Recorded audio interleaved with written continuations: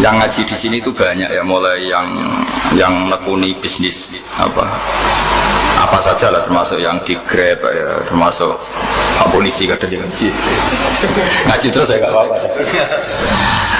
Dan semua saya itu termasuk kiai yang nggak pati suka ada pertanyaan, bukan karena apa ya, makanya tak batasi dua.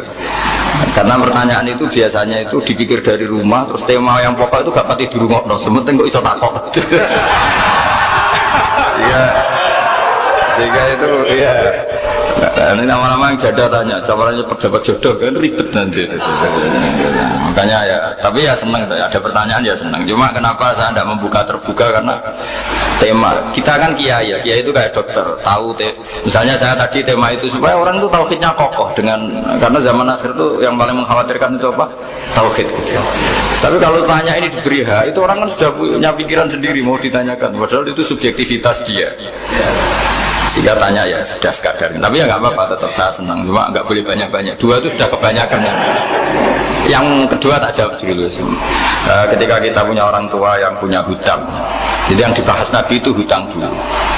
Itu karena hak adami. Hak adami itu tuntutan. Jadi kalau dalam kitab fikih itu ada istilah hakku wa mabniun alal musamaha wa hakul adami mabniun alal musyaha. Jadi kalau hak Allah itu Allah lebih rileks. Karena Allah itu tidak butuh disembah, tidak butuh dipuja-puja. Allah sudah terlalu besar. Al-Qayyum sudah besar sendiri, sehingga Allah itu mudah ngabaikan haknya, itu mudah. Tapi kalau hak adami, bawaan manusia itu kalau hartanya dibawa orang itu ingat terus, sehingga harus diselesaikan. Maka Nabi kalau mau mensolatkan danya tanya punya utang enggak. Tapi kalau orang itu misalnya enggak sholat atau apa, itu Nabi masih ringan. Yang ditanyakan imannya. Bukan berarti kita nyepelekan sholat, enggak. Tapi memang agama ini yang diprioritaskan itu hak adami. Sholat itu super penting, bukan penting lagi super penting. Makanya pertanyaan tadi tak teruskan dulu. Anak cucunya itu prioritas itu mikir utang dulu. Karena ini yang hak adami gitu. Ya.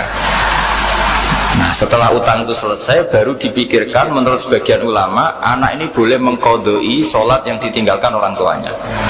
Atau dikafaroi, misalnya per sholat nilainya sekian terus dibayarkan ke fakir miskin. Nah, tapi pertanyaan seperti ini sepertinya mengganggu itu begini, takutnya jadi masif. Jadi masif itu gini, berhubung ada solusinya.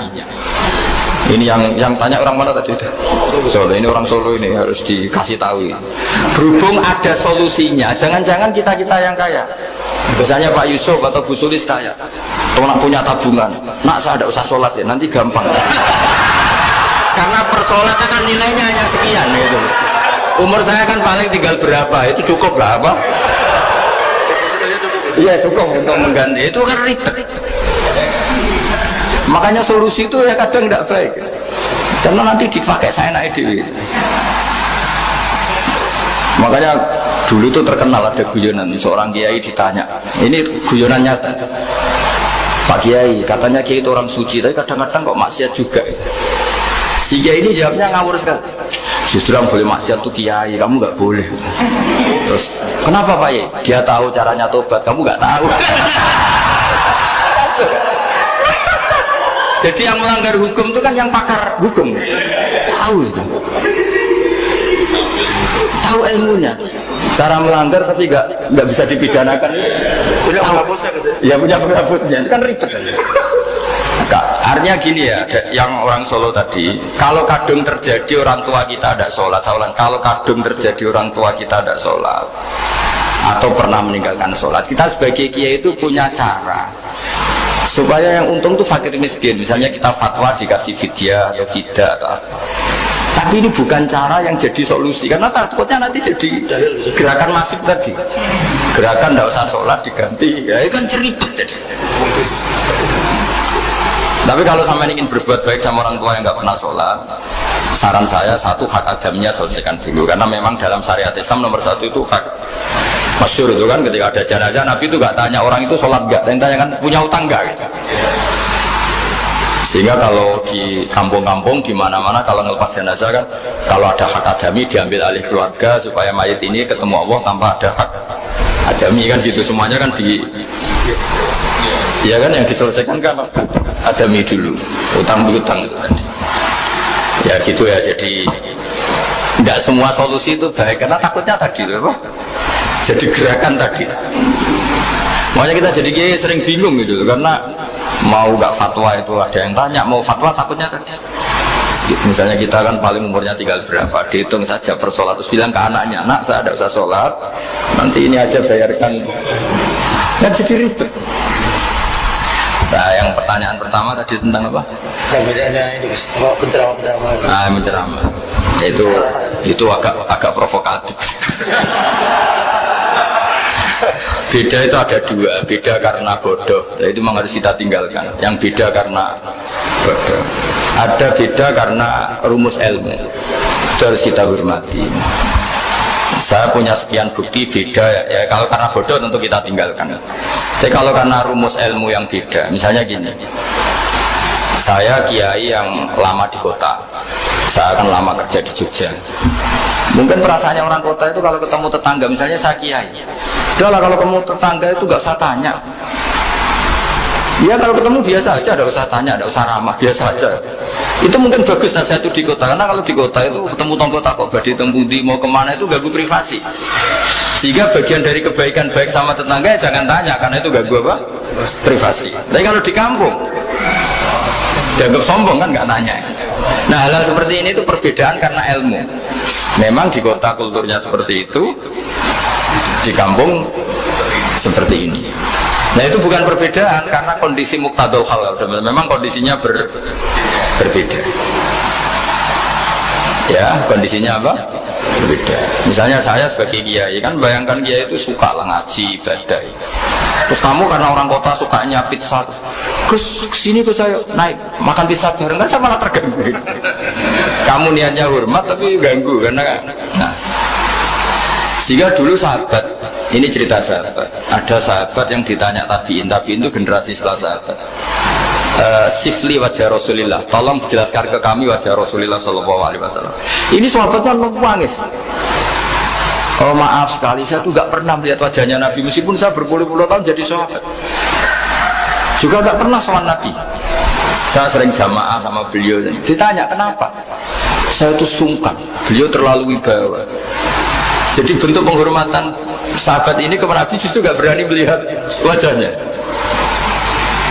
Dan bukti penghormatan pada Nabi dia gak pernah sowan. Nabi itu punya anak, punya istri, punya cucu. Kalau sowan itu ganggu. Jika dia cara berpikir ya itu bentuk hormatnya. Ya itu ya sah saja dia cara berpikir ditakdir begitu. Tapi ada beberapa sahabat yang justru saking cintanya sering melihat wajah Nabi, sering sowan Nabi. Itu hanya dia cara berpikir begitu. Ya kira-kira seperti itu. Jadi perbedaan itu ada dua. Ada yang karena bodoh, itu tidak kita ikuti. Tapi ada perbedaan karena pengetahuan. Ya kalau karena pengetahuan harus kita ikuti karena memang itu ya itu kan urusan sudut pandang.